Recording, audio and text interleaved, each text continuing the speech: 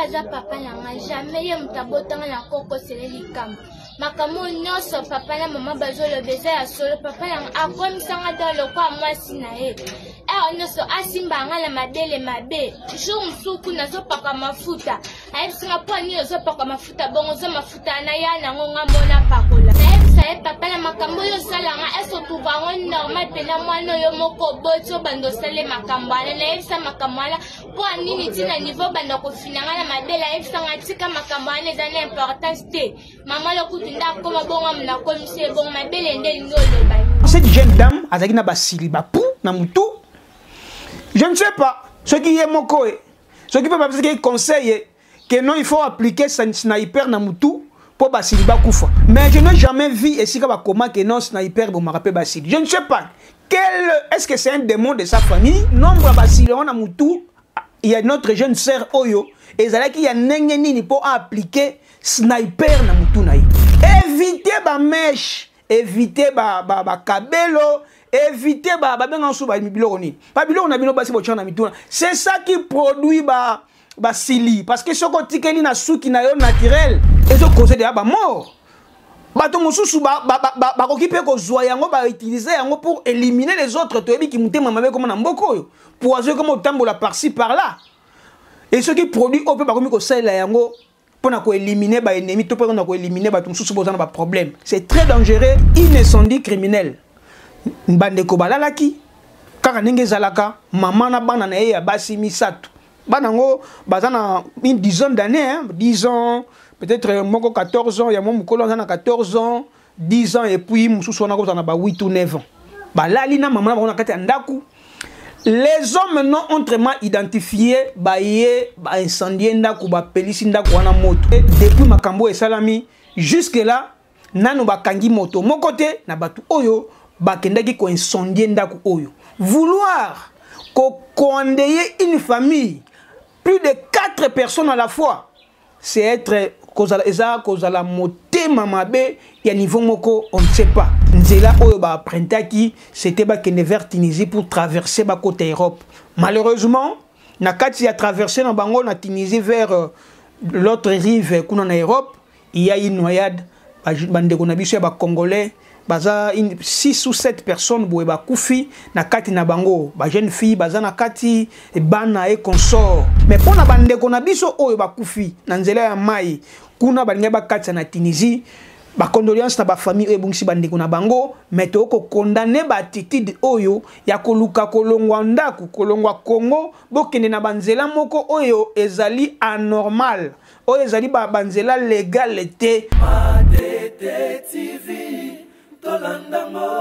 Chris Anor Maître Plein, le PDG de la chaîne, Otien Swadi, Mobile Amandé fois bébé, 100% Moutandou, Mwana Matita Tonga, Boswati Kalakana Nyuma Moutute, Banui Sabien, Namatete TV, Président Pros Souci de Panama, musique et politique, être sport, Namatete TV.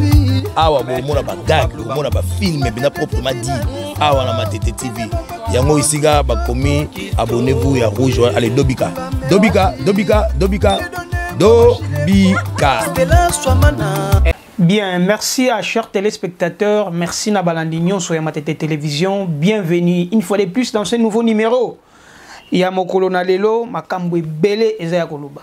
En tout cas, il y a beaucoup de choses à dire, il y a beaucoup de conseils à donner à nos jeunes frères et jeunes sœurs parce que la vie est devenue trop dure. Makambwe Belé et l'Eki Awa, la vie de professeur Kinshasa, surtout au niveau Yansele et pourquoi pas aussi Makambo Moussou Koleka na ba pays étrangers là où ba Congolais peuvent écouter Makama. Bienvenue dans votre numéro Kinshasa Makambo. Kinshasa Makambo, c'est une nouvelle émission. Une nouvelle rubrique au Toya Kanango à chaque fois quand il y a des événements qui se produisent en ville province de Kinshasa ou bien partout ailleurs, ce qui concerne les Congolais. En tout cas, tous à la Kawana pour na kosolola kitoko kosola pembe ko pesaka ba conseil poto ko kabongo ko yeba nini sengeli kosala pour na ko préserver notre avenir. Merci beaucoup à toute l'équipe de Matete Télévision. Je pense à Mobile Mandé fois Pembe Gauthier Swadilema. bien merci na confiance pe fidélité oyo pesaka opportunité na biso po to ka chaque fois ceux qui ba problème ezali to sur na ba imboka to sur na ba diaspora to sur na ba congolais à ce qui concerne makambo e koleka na ville professeur Kinshasa et puis partout ailleurs. Merci beaucoup na ba inconditionnel nyonso o ba pesaka biso litoi o bazalaka tout le temps wana pona ko commenter ko partager yo na nos abonnés te sokuté na numéro oyo abonnez-vous massivement sur ma tête télévision par nulle part ailleurs car nulle part ailleurs ce n'est qu'ici où vous allez trouver des belles émissions, belles analyses et des bons conseils pour la jeunesse Nabiso. En tout cas, nous allons aujourd'hui parler, d'abord, avant de commencer, je salue tout le monde. Je salue aussi mon confrère, mon collègue Homme Saint. Pourquoi pas Junior Loata et à tous ceux qui vont nous suivre. Sincères condoléances à notre artiste Yuma. Il y a groupe MPR. Aouti Kokoufela, sa petite sœur, donc nous ne pouvons pas passer nos condoléances à toute la famille biologique ainsi que la famille artistique parce que petite sœur Nabiso, Aouti Kotika Biso, on a vu le fauteuil Kinshasa du côté à Matete. Nous pensons que nous serons là avec l'artiste Poto Kokabongo, Kokabola Mawa, Nande Konabiso Oyo, Aouti Kobungisa Yaye, petite sœur, parce que vous savez que dans ce moment de difficulté qu'on retrouve des bons amis. Donc nous sommes là pour nous serons là pour partager cet instant.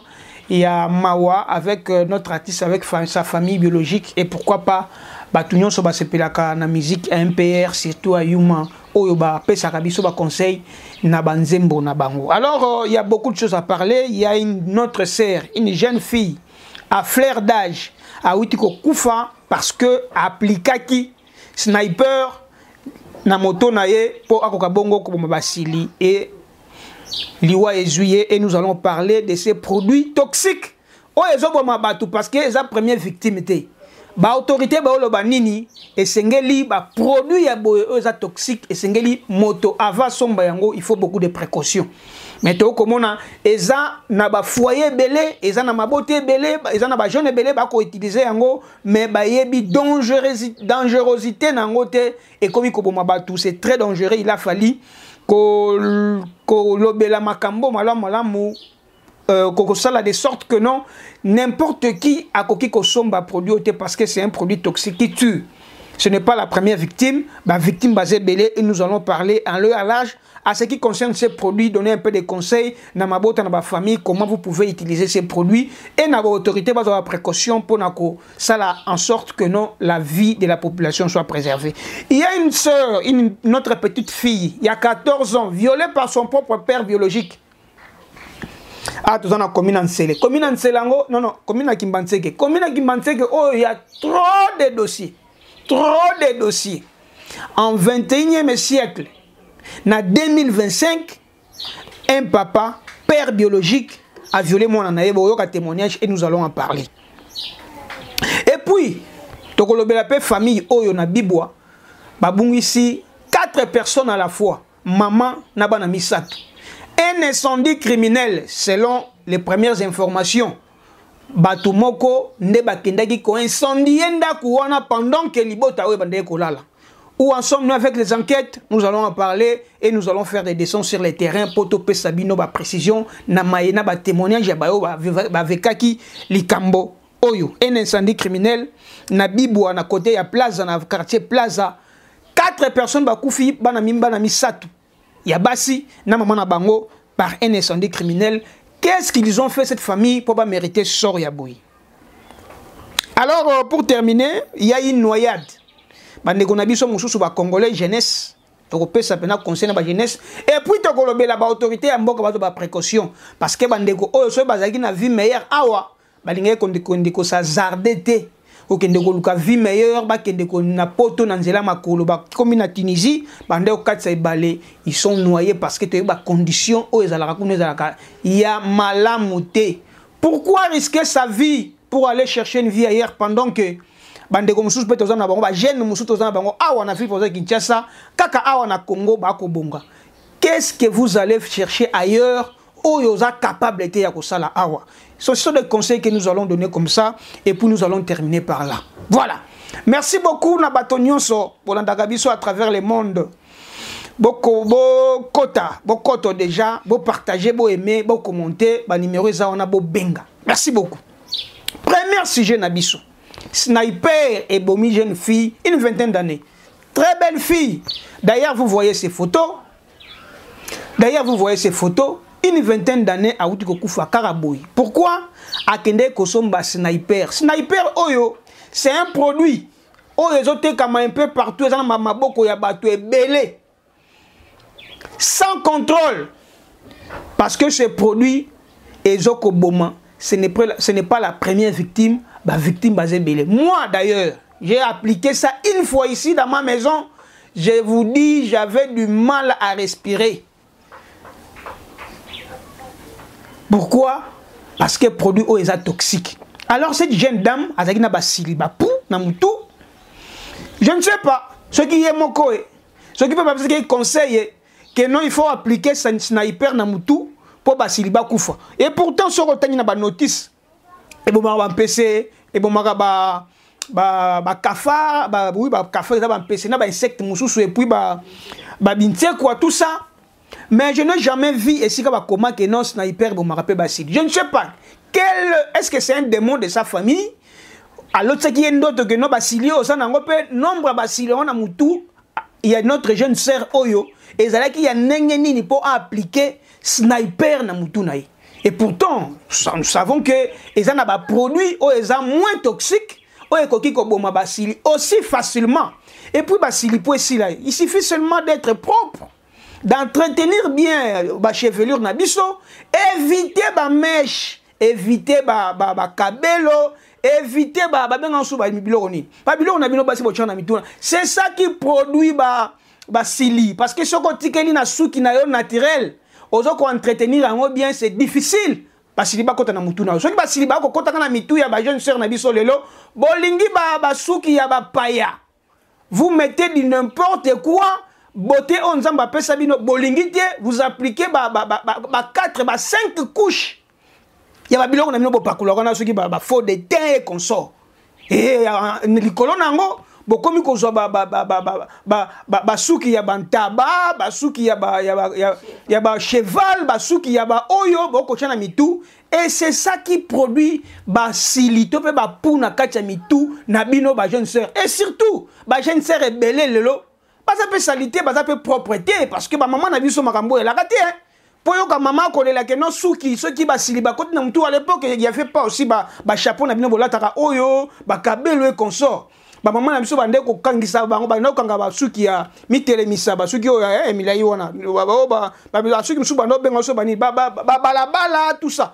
On n'a jamais connu que nos proliférations ya basili na mitu ba maman pourquoi ba lingai kotike la naturelle et nos mamans n'appliquaient pas ba faux de teint na bino ko ba misusu ya mai ya mwindu ya patapembe donc meli melo une jeune fille so kuti so komoni na tongo atane longo misusu na poko bosanié pourquoi na poko ne c'est au moment où basala ba monzele na bango wana apakuli bipakola pakola achebi chacha mais kutane na tongo abima chebango aucun moloba o jeune fille yo a outi susu wapi mais pourtant soko moyen na poko ndenge bangalaka il est mususu donc c'est malheureux pour ce qui est arrivé à notre jeune sœur mon tapé ce qui est conseil on ne sait pas ce que ça peut ba démon à famille on ne sait pas ce qui paye mon comme tazo qui idée wana ya kosomba sniper appliquer on a mutu ne sait pas parce que to éviter nombre ya basili o bazaki na mutu wana pour ko bongo ko pakola sniper en tout cas comme musangai et pourtant il y a des produits qui conseille ça sili facilement. Alors, ma maman, ma jeune sœur, bino botikali et sengeli kosala très attention na biloko toko pakola. C'est par là que nous interpellons nos autorités. Et sengeli produit oezana sur le marché. Et sengeli vraiment veiller sur l'applicabilité et vente na yango. Comment motonini esengeli a la possession ya ba sniper oyo. Mais motonini esengeli a teka ba produit oyo. Comment vulgariser? Est-ce que ba produit oyo tanga kota na kisasa? Est-ce que OCC na biso to pe ba autorité ba régulaka certain ya biloko kota na mboko? Est-ce que ba zoka ba précaution nyonso pour makama oyo comme la population te? Est-ce que tu dois délaisser ou comment? Pour normalement, bah produit ça l'a vraiment contrôlé pour application na yango to pe utilisation na yango ezala na ba précaution moko très bien précise. Ba maman, ba papa, ba autorité et sengeli to mikenga to mi kebisa makasi pour ces produits. Et ce conseil de ba mort. Bato mosusu ba occupé ko zwa yango ba utiliser yango pour éliminer les autres to ebi ki mutema mabe comme na mboko yo.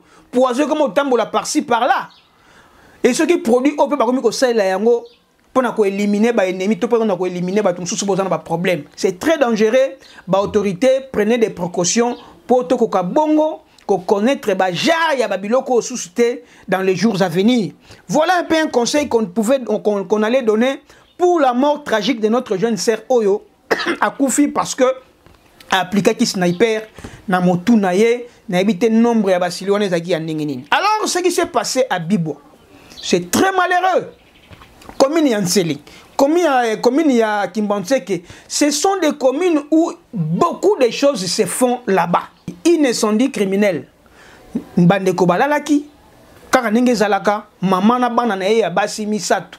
Banango bazana une dizaine d'années, hein, 10 ans, peut-être moko 14 ans, ya mon mukolo na 14 ans, 10 ans et puis mususu na ko na ba 8 ou 9 ans. Balali na maman na kati ndaku. Les hommes maintenant ont vraiment identifié incendié ndaku ba pelisi ndaku wana moto. Je ne sais pas bande ko na biso na peso ki balala ki ndenge nini ti ba corps na bango ezaki consumé moi ba bimela kité. Est-ce que bloka ki ndaku po batika bango kuna na kati ba kufa batala bango ndenge ba ko kufa pe depuis makambo e salami jusque là nanu ba kangi moto mon côté na batu oyo ba kendaki ko incendier ndaku oyo. Vouloir condamner une famille, plus de 4 personnes à la fois, c'est être cause à la moté mamabe, il y a niveau moko, on ne sait pas.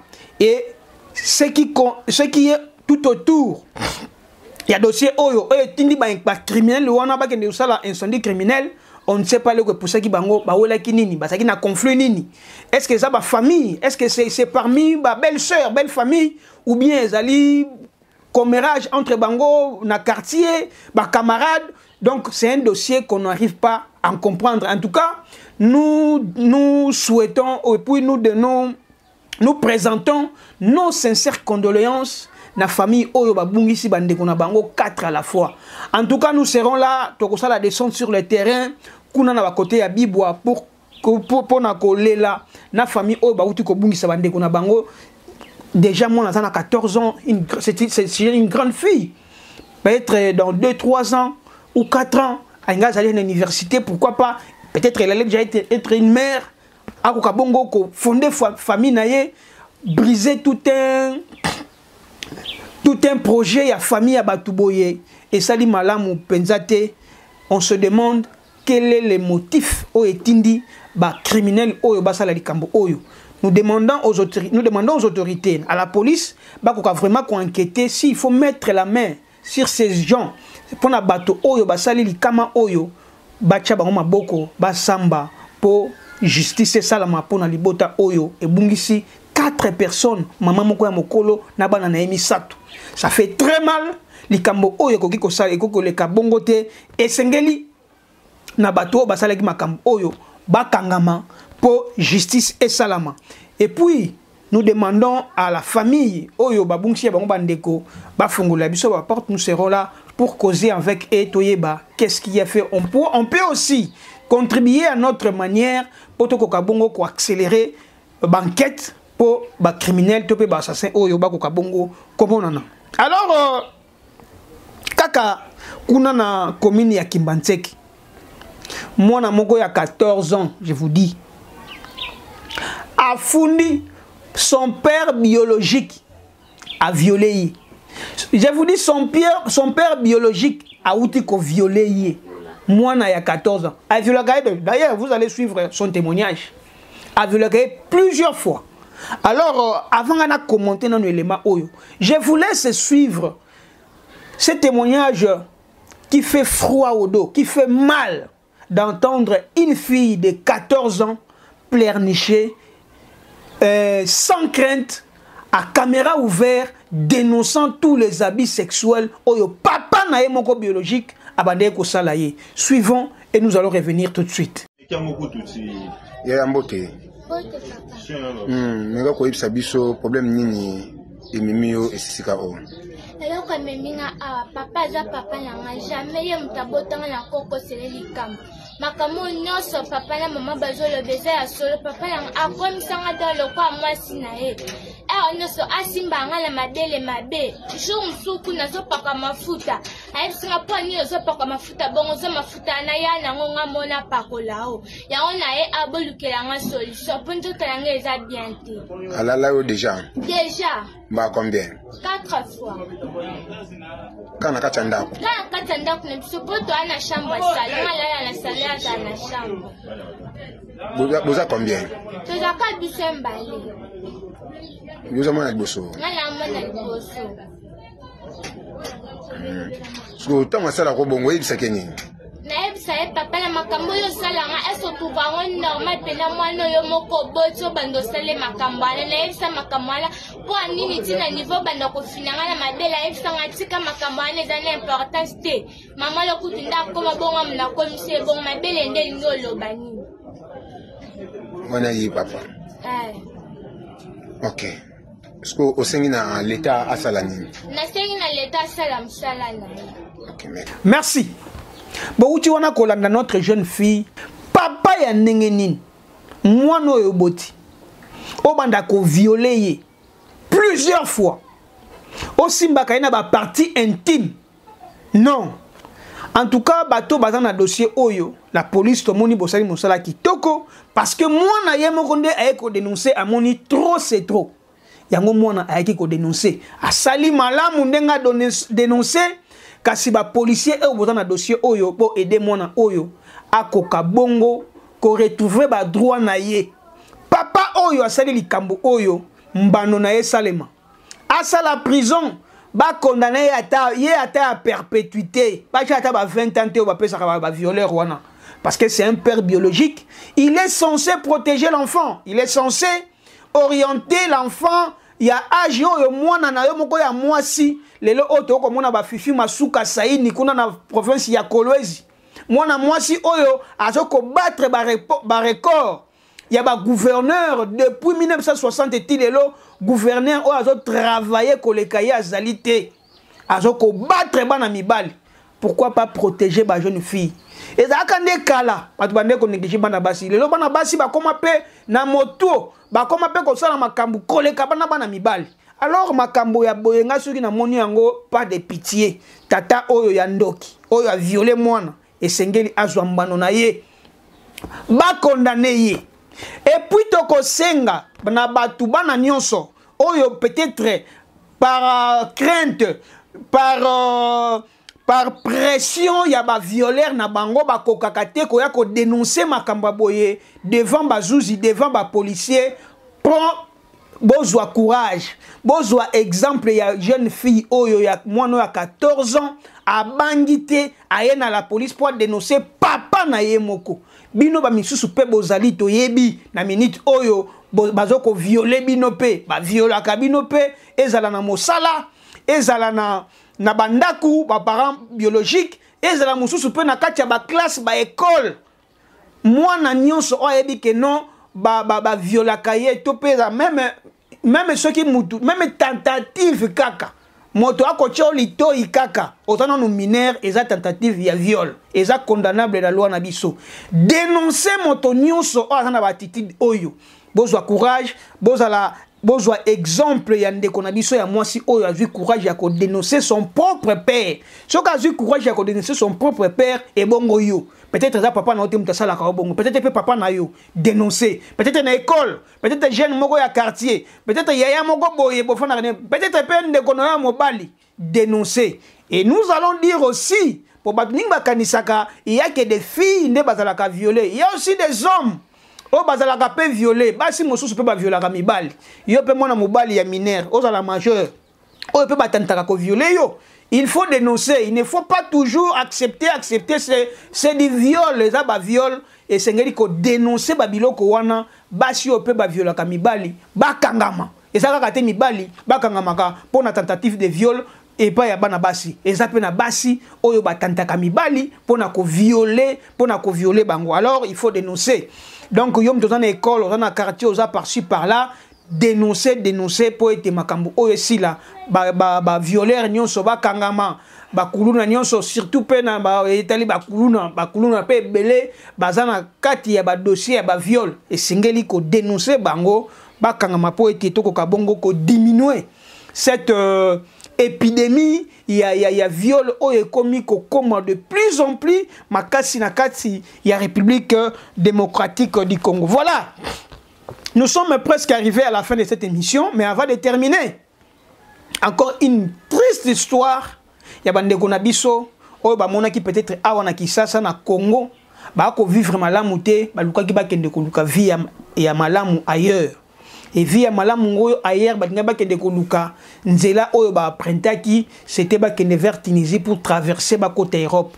Malheureusement na kati ya traverser na bango na Tunisie vers l'autre rive kuna na Europe, il y a une noyade bandeko na biso ya ba congolais baza 6 ou 7 personnes boye ba kufi na kati na bango ba jeune fille baza na kati e bana e consort toko décourager motonyo soraye la kini ba copie ya bongo ya kokende poto nzela makolo toko dénoncer batouane. Ce n'est pas bien. Même si ça brûle ici au Congo, même si Congo ngo bolo ba kosuki ndenge nini, mais il y a des jeunes gens qui se retrouvent au kokiko bunda au Zimbongo, ce qu'on a besoin au kende poto, kende on a voie normale. Normalement pour na kende poto et sengeli osa d'abord on a compte bancaire na yo. 2, on a activité moko salaka. Peut-être au salaka na compagnie à l'État. To peut on activité na moko salaka, aussi activité na wana o viabiliser yango ezana mikanda nyonso. Tango okende na ambassade po senga ke no okende visite na bamboka na bango bakolanda makambu yo salaka. Ce qui on a besoin que ndoko tanga kuna bakolanda makambu nyonso wana batala nani correspondant ni nyonso na ekuna oya koyamba yo. Ce qu'on respecter ba norme wana nyonso tout. Okomona ke no pona kozwa visa eza eloko ya kindoki te batu mingi bakanga ba famille bandoki. Vous ne respectez pas des critères demandés na ambassade pour kende na mboka ya bapaya. Quand vous le respectez, au moment où tout va couler. Mais quand vous ne respectez pas, il y aura des refus en refus. Acquiser famille, acquiser bandoki. J'avais une meilleure amie à moi. Une fois, peut-être l'élo. Na boutou to vandi to soli malam to se séparer. Après 3 jours, né comme on a commis na Italie. Oh, na tuni no bi madame. Oh non, je ne voulais pas te dire, Moni. Donc, Congo et comment nango donc voyage. C'est comme si bakomota la bandoki, bakomota ba paramètres belé. Non. Le voyage est cause à la facile si vous respectez ba norme. Quand vous ne respectez pas, au moins que no eko simbate et inutile ya kokanga ba para bandoki. Mais pour na bande ko na biso oyo ba kufi na nzela ya mai kuna balinga ba katsa na Tunisie. Ba condoléances na ba famille e bungisi bandeko na bango mais to ko condamner ba attitude oyo ya koluka kolongwa ndaku kolongwa Congo bokende na banzela moko oyo ezali anormal oyo ezali ba banzela légal te pona kokota na mboka ya bapaya na kati ya nzela wana makambo za rebelle ba bomaka ba escrocaka okomona bakozo ba misusu kutu ba teka bango comme ba esclave na ebi a na Libye. Il y a des Ouest-Africains, même les Congolais qui ont été vendus en esclavagisme. Na bateau o balingi ba faire traverser bango pour ba kende na Europe ba kanga makuna tilelo ba yebakate comment. Il y a eu des témoignages batu basala na ba TikTok et peu partout.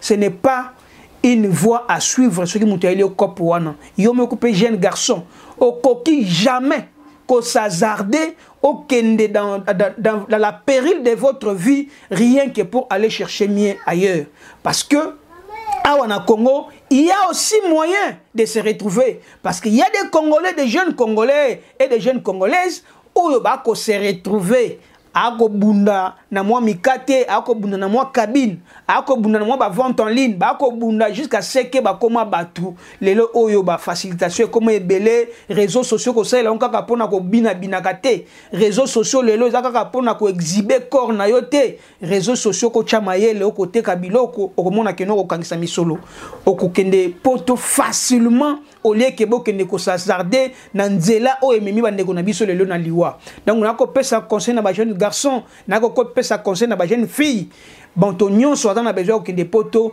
il suffit au s'organiser yomoko oyeba nini ambassade sengaka eloko nini salaka po ete moto kende poto facilement.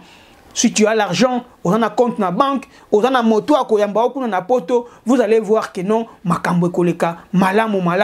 Mais aller s'hasarder, mettre en danger ta vie, couper sa famille passe, baboko liyo, batangisi yo, okende ko kufa ndenge bandeko ba kufi boye. Ça fait très mal et nous ne pouvons que réitérer nos sincères condoléances na ba famille nyonso o ba bungsi bandeko na bango dans cette tragique noyade o esalami na Tunisie pour na bandeko na biso ba congolais. Alors yo mto tikali peut-être vous appelez na ba démarche o emprunter nzela ya bandeko na biso bandeko ba kende. Et là on a yebisa yo eloko le kitika ezate. Difficulté o komona okukuta nango kuna tu n'auras pas d'idée. Tuna bato ba kenda. Quand on a des documentaires, on a des réseaux sociaux, je pense même que na minute auto ko lo ba mususu pe ba kenda ba kutana ba escroc makambo ko mona lelo ba ko regretter décision bazwaka po ba ko quitter Kinshasa to ba ko quitter Congo po ba kende na banzela oyo balinga ba kende pona ko koma na États-Unis d'Amérique un peu partout et ba mususu ba kende na nzela Brésil ba mususu ba ko kende na nzela Libye ba mususu na nzela ya Maroc parce que Maroc avec l'Espagne c'est à deux pas. Donc, ce n'est pas bien chercher à s'organiser. Et puis voilà. Tentez votre chance, peut-être dans des loteries, rejoignez en charge pour ceux qui réellement en ont besoin et vivre n'importe. Parce que là-bas, en Europe aussi, il y a des maladies, il y a des cimetières. Il y a ceux qui souffrent, à peine pas si en Afrique. Donc ça ne sert à rien d'envier bateau bakendaka na poto. Bande ko na biso bakendaka poto kala, ne bande ko vanter poto ango, mais au moins appelle lelo oyo muto azana Kinshasa a ko vivre mieux que muto azana Europe. Voilà un peu un conseil que je pouvais donner aux jeunes gens et aux autorités, surtout dans le ministère ya jeunesse na biso avec Grace Coutinon, nouvelle ministre ya jeunesse. Et sengeli vraiment beauté à jeunesse, beau sensibiliser jeunesse pour être jeune ya lelo à kokipe ko gagner vie naie en étant ici à Kinshasa au Congo partout même à Kolezi même à Lubumbashi même au Congo central à Mujima et à Chikapa partout il y a la vie et si qu'on peut vivre en paix sans inquiétude au sala makambu na yo batu ba ko kipe ote sur au Congo mais il faut être toujours prudent au lieu d'aller chercher une vie meilleure ailleurs où tu peux en trouver ici aussi au Congo. Donc voilà, c'est par ici où nous mettons fin à notre élément d'aujourd'hui. Continuez de vous abonner sur ma télévision. Nos numéros sont là, commentez, appelez-nous, donnez-nous vos suggestions. Je pense que vous allez la bienvenue. Je salue tout le monde, je salue Christy Vimbala, je salue mon ami de tout le temps, Henri Ngindou, pourquoi pas Clément Kayembe et surtout à John Bach. Bato Zagina Bango quelque part. Merci beaucoup na batonyon so o balande biso na mokolo na lelo. On se retrouve au prochain numéro si d'une prête vie. Restez connectés et branchez sur ma télévision. Bye. Chris Anor Maître Plein, le PDG de la chaîne, Gauthier Nswadi, Mobile Amandé fois bébé, 100% Mutandu, Mwana Matita Tonga, Bonsoir Tikalaka na Nyuma Mutute, Banyuisa bien, Namatete TV, Président Pro, c'est souci de Panama, musique et politique, théâtre et sport, Namatete TV. Awa bomona ba gag, bomona ba film bina proprement dit. Awa na Matete TV. Yango isiga bakomi abonnez-vous ya rouge allez Dobika. Dobika.